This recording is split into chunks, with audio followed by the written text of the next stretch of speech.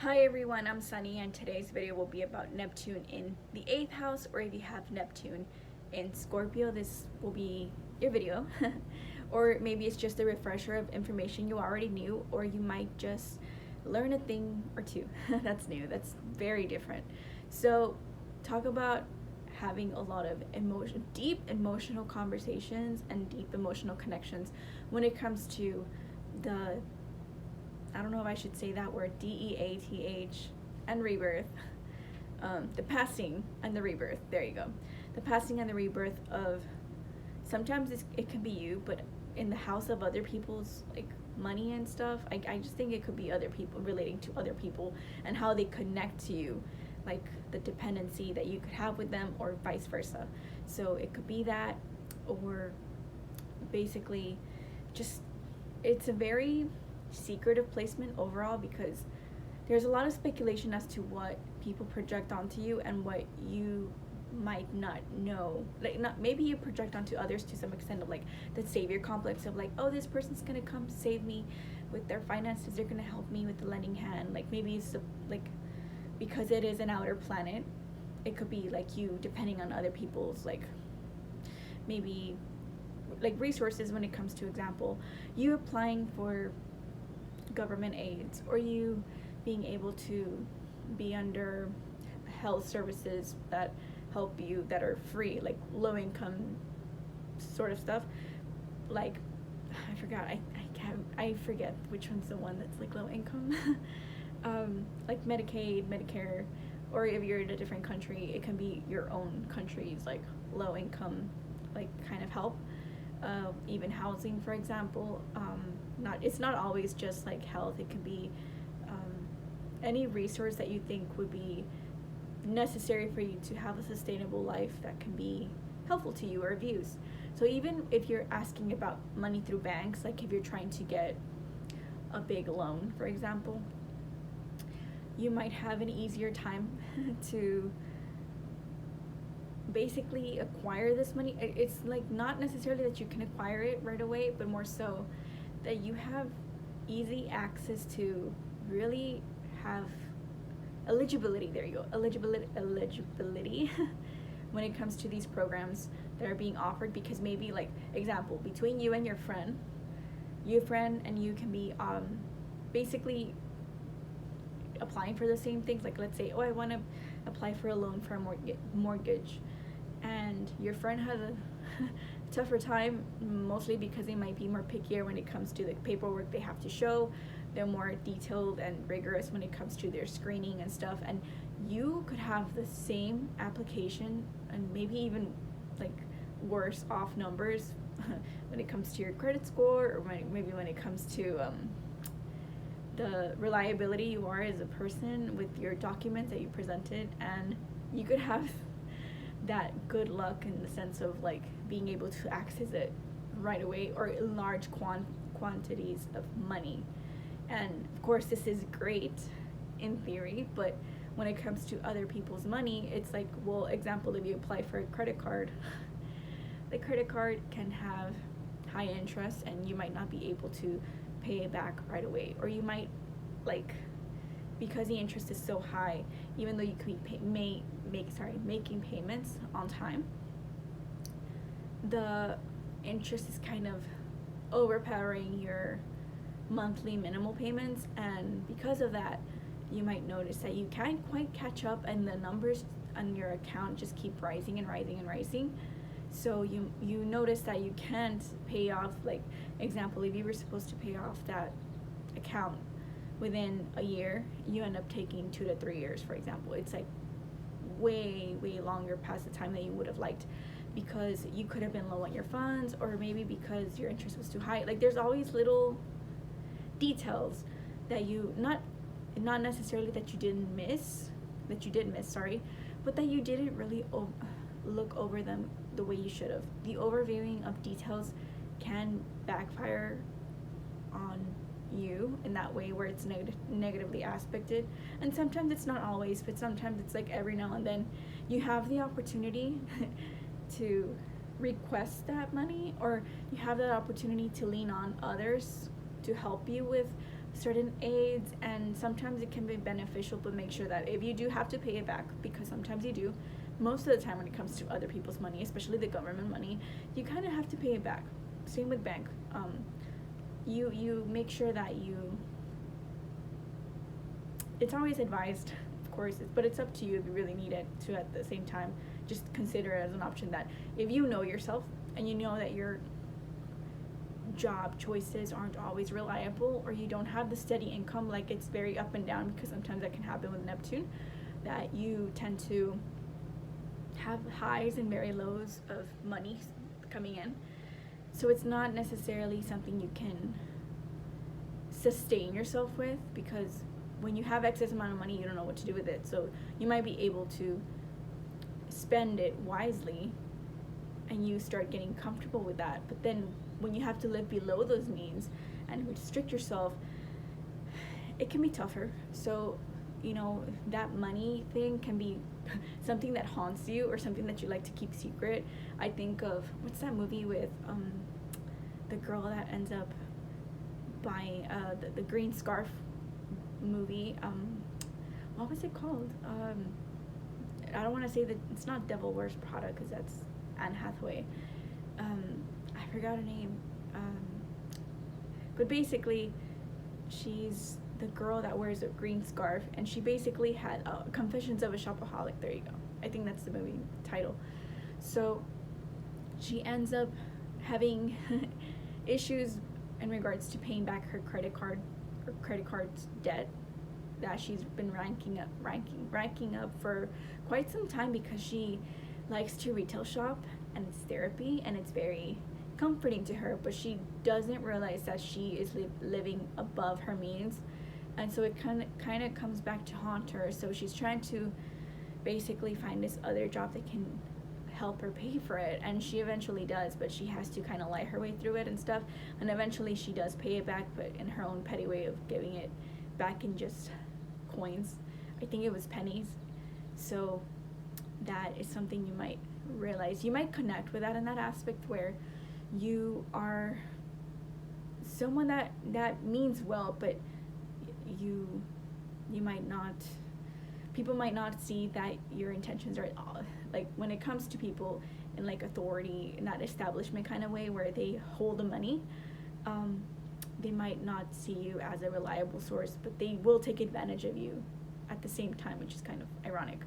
But yeah, it's because you're not trained to see like beyond, you know, like you're not trained because of Neptune to be analytical when it comes to dealing with other people's resources. I think it might kind of be a little bit foggy, or sometimes you just get comfortable with the idea that you are someone that you can pay back, for example, things, but then you start realizing that there's a lot of fine prints you didn't go through because it was so small, for example, like it was so blurry you didn't notice, or the wording of things was worded so eloquently or so like deep, like fancy and detailed, that you misinterpreted certain things, that you just assumed that you had more time or you had the better options. Like you didn't see basically that they were kind of being like loan sharks and stuff, and you know, trying to really not sucker you out of your money, but really try to take more money than you were given basically back. So that could be for some. And even when you think about this, when it comes to other people's resources, moving aside credit cards and banks and government aid, you also think about the fact that, let's say you end up separating from your spouse, or you end up separating from your family. It might take some time, and it might be difficult solely because you've been dependent on them for so long. So maybe because of that, you don't realize how much power you have over your autonomy. There you go. So you might have had some issues in regards to knowing what personal belongings really happen to be yours and which ones happen to be theirs. Maybe you get the short end of the stick because they take everything, or maybe because you've been dependent on them, you're always relying on other resources like food stamps, for example, or housing, stuff like that. Like I said earlier, So do keep that in mind, that sometimes it may be low, but when it's good, it's good. So when it's really good, you have abundant amount of money that you can spend on. You don't spend it frivolously, you just spend it based on how you feel, and makes you like feel internally, in the sense of how your emotions are. If your emotions are calm, then you might slow down on how you spend it. Or if your emotions are more erratic, you tend to maybe be a little bit more spontaneous and not really think about the consequences of certain purchases that could be large, right? Maybe you might just get really large bills, like maybe have a car, or maybe have a house, or maybe move cross country, that you won't realize. Or maybe even if you donate money to like other organizations, although this also applies technically to the 11th house and, you know, maybe the 6th house because it's animals, but depending on the organizations, for example, you might notice that you just kind of keep giving and giving and giving without really realizing when you should stop. Those boundaries are not placed, so you need to put yourself in that place of putting boundaries on your money. Maybe you have to have the physical money in your hand so you don't waste it, because if you see it if you see it on your bank account that's online, or whether you see it on your I don't know, maybe Bitcoin or some example is another online one, but you have to realize that if it's not physical, you might want to spend it more frivolously, I guess, because you just see it there. It's like, oh, easy, like you can just easy money waste easy money gain. So it could be one of those things where like, it's not that you are naive completely, but it does take you some trial and error to basically know what is really important when it comes to assets and what's like irrelevant. But it will be a challenge for you when it comes to knowing discipline. Discipline when it comes to finances, discipline when it comes to other people's resources, and how it could be easily taken away from you if you aren't responsible with it.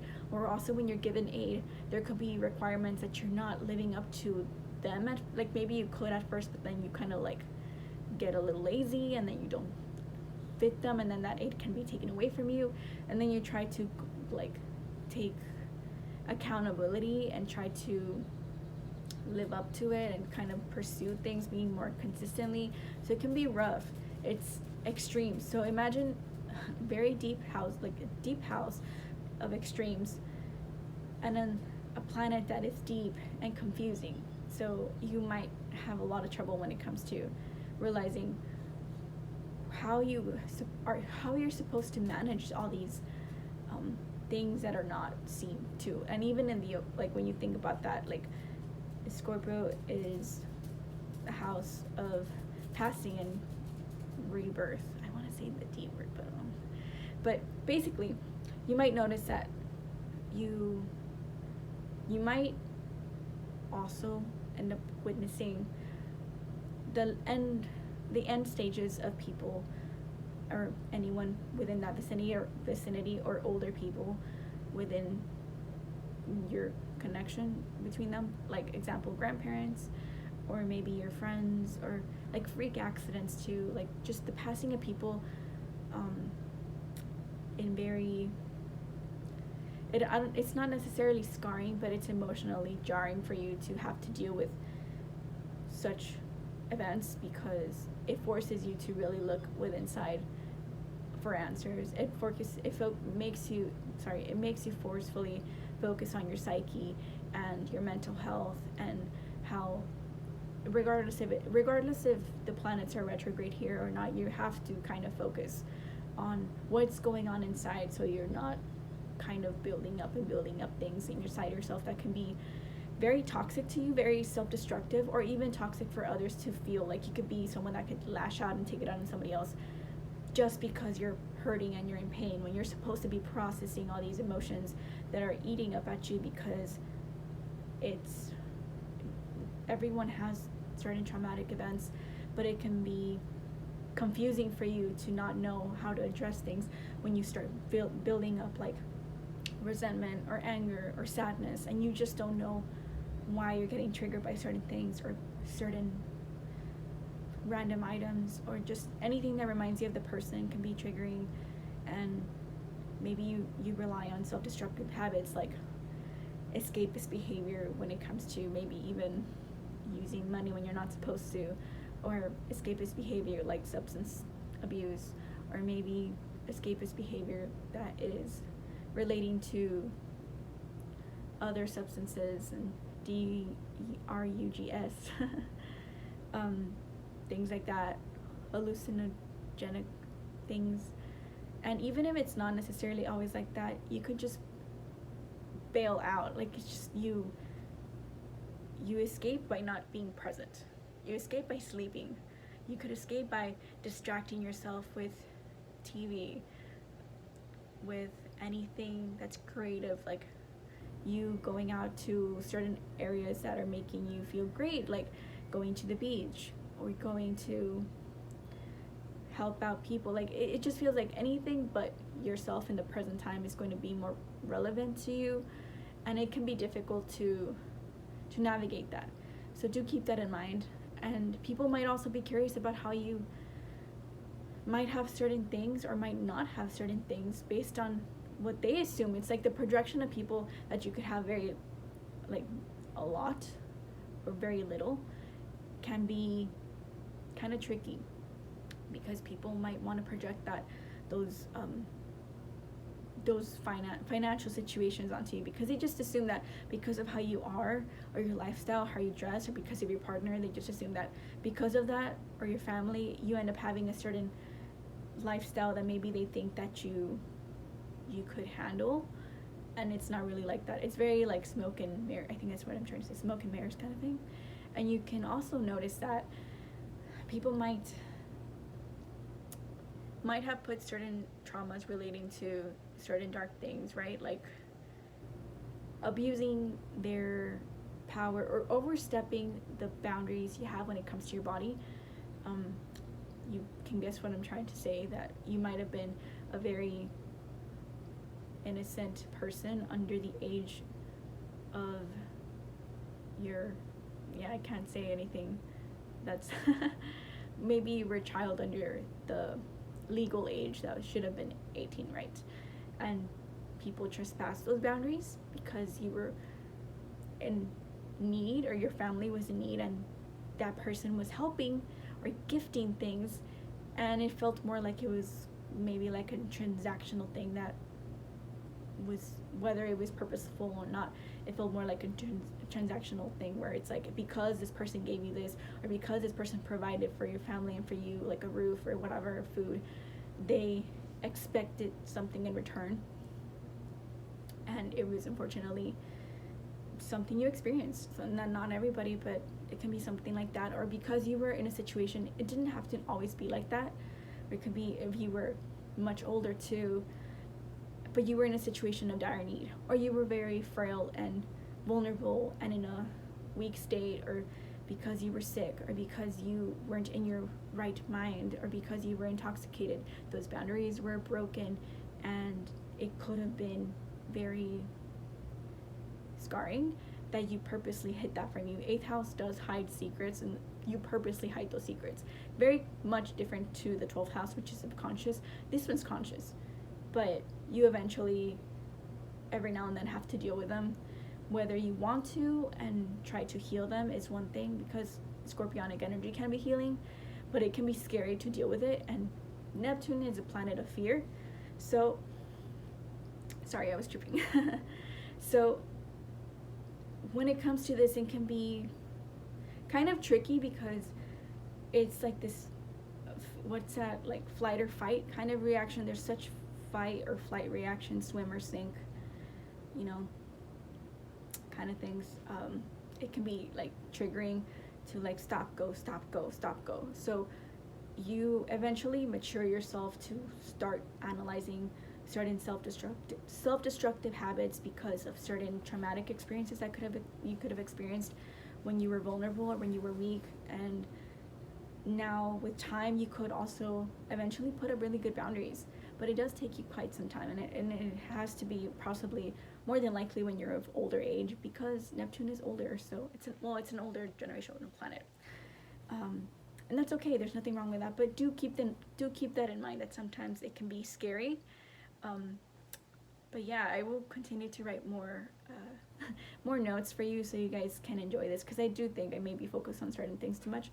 So yeah, I hope you guys enjoy that, and thank you so much for watching, and I'll see you soon. So bye.